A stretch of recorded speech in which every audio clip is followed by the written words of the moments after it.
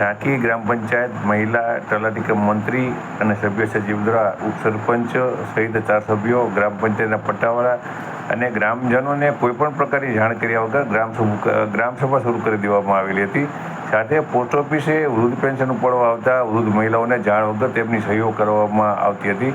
આ બાબતની જાણ જાગૃત નાગરિકને થતાં તેમના દ્વારા તાત્કાલિક ધોરણે ગ્રામ પંચાયતમાં પહોંચી ગયા હતા અને ત્યાં ઉપસ્થિત મહિલા તલાટીને તેમના દ્વારા પ્રશ્નોત્તરી કરવા લાગ્યા હતા.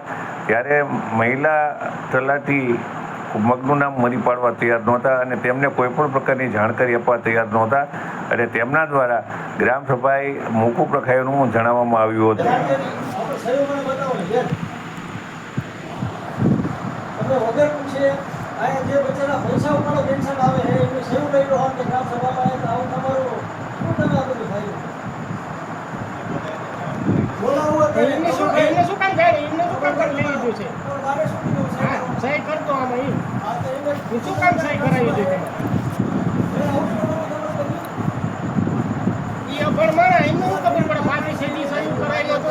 ત્યાંથી ઉતાર